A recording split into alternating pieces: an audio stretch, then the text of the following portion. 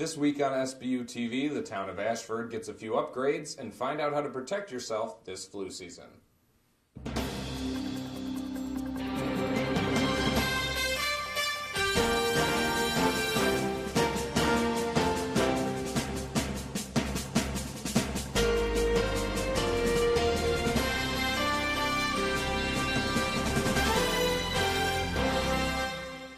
Hello and welcome to SBU TV. I'm Mike Arena.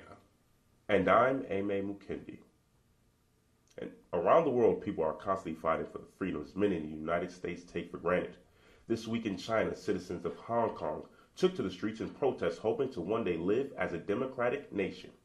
With tear gas now, breaking the truce here. This was the scene in Hong Kong just a few days ago. On September 26th, a small group of student protesters gathered outside the government's headquarters in the financial district of the city. While many were arrested, the event sparked a massive protest with thousands of citizens lining the streets of Hong Kong in an effort to bring democracy to its people. Everywhere is full of police and protesters. Protesters are trying to protect people still inside government headquarters area. We're asking for pop vote only, nothing more, and we are really peaceful. However, the government will not hesitate to use pepper spray and every harmful armaments against peaceful protesters. The protest, organized mostly by students, calls for the freedom to elect their own leaders, as well as the resignation of Leung Chun-ying, the current leader of the Communist Party. While the intensity has calmed down the last few days, protester turnout has grown, many holding their phones in the air, creating a peaceful image on a quest for sovereignty. A Beijing newspaper responded to the demonstrations by saying the protests are breaking the foundation of Hong Kong. The Occupy Central protest is illegal, and if it continues, the consequences will be unimaginable. Joshua Wong, the student leader of the protest, urged the people of Hong Kong to keep the Occupy movement going, saying, "I don't want the fight for democracy to be passed down to the next generation. This is our responsibility." Hong Kong has a history of political unrest with the Chinese government, and there's no telling how long the umbrella protest will last, nor if democracy will find its way to the Eastern nation. As a Hong Konger standing here in Wan Chai, I ask all of you from all over the world, please help us. Maybe all of you are born in democracy states. You are born with democracy choices. You have free election right, but we don't. Please help us. For SBU TV, I'm Joey Mullin. The umbrella protest is the most significant demonstration by Chinese citizens in over 25 years. Early Saturday morning, September 27, St. Bonaventure Safety and Security sent out a campus-wide email notice that a reported incident of sexual violence occurred on campus. The report was given to us in Safety and Security Friday night in the late evening hours, but the occurrence apparently took place sometime on Thursday. As part of the Jean Cleary Act, universities have to report crime statistics. They also have to provide timely warnings to the campus community if it's perceived that a threat remains to the community. So therefore, in accordance with our policy, and based on a determination that there still was a threat to the community, we issued the notice board on Saturday morning. The reported suspect is identified as a male student, and the incident occurred in an on-campus apartment. In compliance with the university checklist, police were notified soon after the report was filed. If the victim, and that's the case here, does not want to file an official police report, we by law must still report to police that a sexual assault occurred. So we did do that, but we're not given all the names and all the details unless the victim wants to file a police report. Title IX law requires the university to conduct an internal investigation with or without police involvement. SBU TV will give you updates on the story as they become available.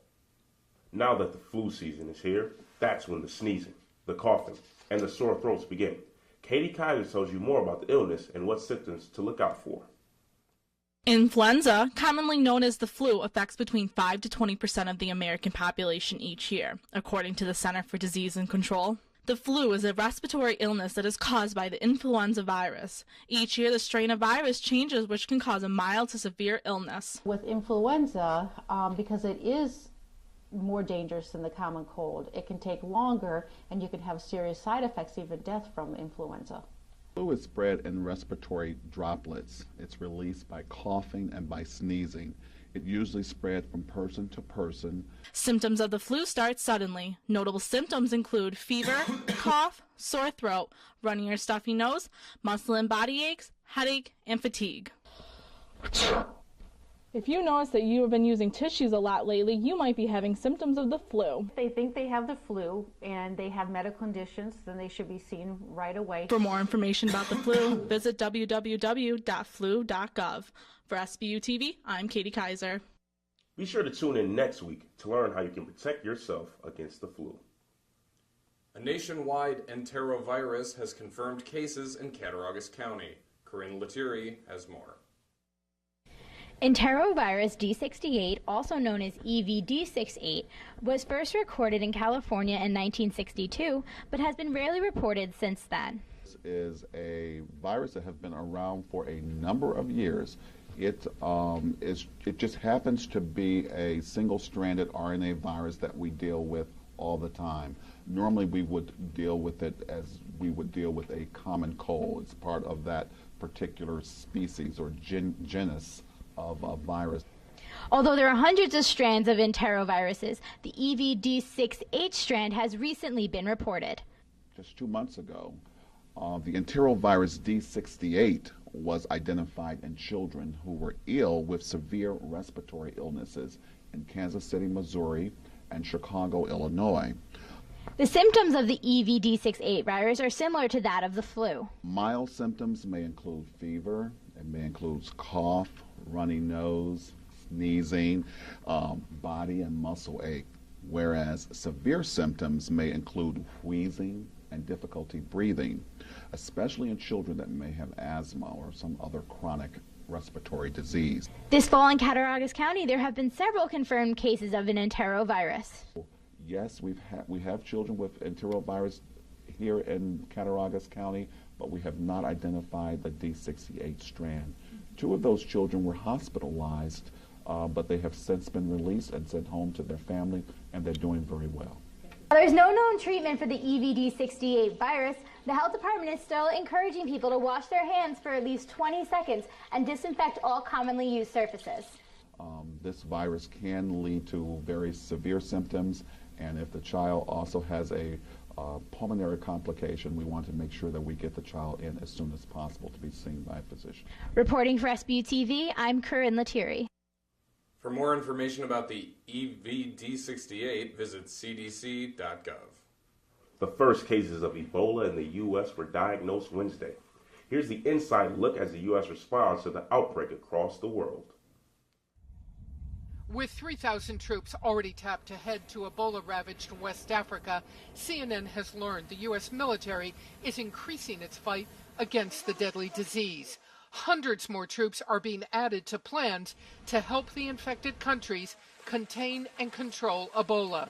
It's America, our doctors, our scientists, our know-how that leads the fight to contain and combat the Ebola epidemic in West Africa. Approximately 200 U.S. troops are already in Liberia. Secretary of Defense Chuck Hagel has signed orders for another 700 from the 101st Airborne Division to head to Africa in coming days to staff a command headquarters. 700 more Army engineers will be going to help build and advise on mobile hospitals. We are creating an air bridge and an intermediate staging base in Senegal to help transport personnel and supplies into West Africa. We are standing up a field hospital and treatment units, and we'll be training thousands of health workers. Even before most have left the U.S., military officials tell CNN the Pentagon is considering drastic measures to ensure they don't come back to U.S. shores with the disease. We are working with experts right now on this. That could include enforced isolation for 21 days, the Ebola incubation period for high-risk troops who may have come in contact with the disease. All troops deployed will be monitored daily for symptoms. And all service members will face increased monitoring for those 21 days before they are allowed to return to the U.S. Those with lesser risk also will have their temperature monitored for the last several days of their deployment. Troops will not care for patients directly, but there is plenty of concern. This is a complex emergency beyond a public health crisis that has significant humanitarian, economic, political, and security dimensions. While Ebola isn't as contagious as the flu or common cold, people should take the same precautions. A number of plans proposed by the Olean City School District were put on hold this week, to the dismay of those involved. The Olean Common Council's Public Safety Committee took no action Tuesday on proposals that would have forced traffic to travel in only one direction on sections of North 3rd and Reed Streets, which surround the high school, as well as allowing the district to add a ramp to the front of the school. The cost of this project would be approximately $330,000. Dr. Colleen Taggarty, superintendent of the Olean School District, said, "It's about safety, security, and accessibility. What we're proposing to the most economically feasible way to move forward." Committee members made no indication of when they would revisit the issue. An Alaskan reporter quit her job live on the air in a very unusual way. Fred Alvarez finds out why. I, the actual owner of the Alaska Cannabis Club, will be dedicating all of my energy toward fighting for freedom and fairness, which begins with legalizing marijuana here in Alaska. And as for this job, well, not that I have a choice, but it, I quit. Those were Charlo Greene's last words as a news reporter at the KTVA station in Anchorage, Alaska. Greene left her job to make a statement about the legalization of marijuana. While this may have been a political statement, questions about her ethics and duties linger through the minds of seasoned journalists. You can have all the opinions in the world you want. You can exercise them in other ways, but you can't. We're supposed to be reporters, journalists, and we're supposed to be reporting what other people say and do, not what our internal feelings are. She made journalists everywhere look bad. We already have enough problems in terms of our reputation and our credibility. Greene explained to the Huffington Post why she left her job in such an unusual way. The reason why I did it was just to bring attention to our current laws, our current marijuana laws. KTVA News Director Burt Rudman had this to say shortly after Greene's exit. We apologize.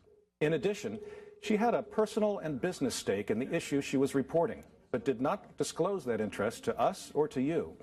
This betrayed the basic bedrock of responsible journalism. Totally unprofessional, emotional reaction to a situation, which I don't blame her to have that emotional reaction, but I think she ended her career in television news. For SBU TV, I'm Fred Alvarez. Greene told the Huffington Post that she is not looking for any work in the journalism field. Transfer students often encounter a little more difficulty transitioning to life at Bonaventure. But for students like Katie, the journey is just beginning. Freshman year at St. Bonaventure comes with its own set of new experiences. There are the basketball games, the new dorms, and of course, the new friends. But for transfer students like Katie, becoming a part of the Bona family can be more intimidating. Going in as a freshman, I think it's a lot easier because everybody's in the same place, and everybody is so desperate to have friends that they'll socialize with everybody. As a transfer student, everybody else has their set group of friends, so it's harder to go in as a student that's in a different place than everybody else. My dad works here, and he took me to a basketball game last March, and it was just because he was new here and he was really excited about it and knew I liked sports. And I came, and the energy in the building was fantastic. It was crazy, and people were really into it, and I thought this is somewhere I could call home my second home. But time is all it takes for any transfer student to feel like a true Bonnie. Leah Battaglia transferred here her sophomore year and is now a senior, waiting to graduate in the upcoming spring. I think that one of the things that really helped me was joining theater and doing shows with St. Bonaventure, because I met so many more people, and I think that the biggest thing you can do is just get involved with whatever you're interested in, and it's a great way to meet people. Nothing's different between me and people that have been going here all 4 years, I feel. I feel just as part of the family as everyone else is. Go Bonos! Best of luck to Katie as she adjusts to life at Bonaventure. When driving on Route 219 over the last couple of years, many would complain of treacherous road conditions, potholes, jagged bumps, and angry car owners will soon be a thing of the past. Michael Loffredo has the story.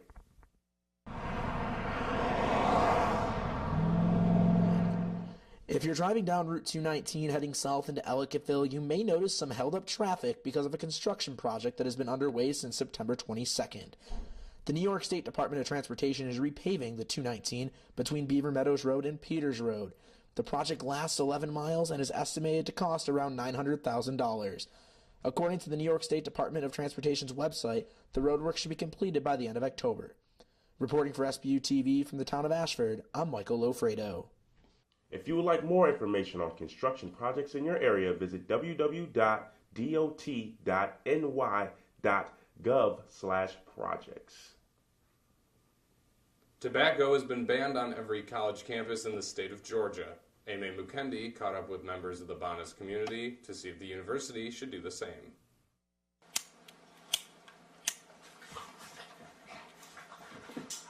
Tobacco by far remains the single leading preventable cause of death.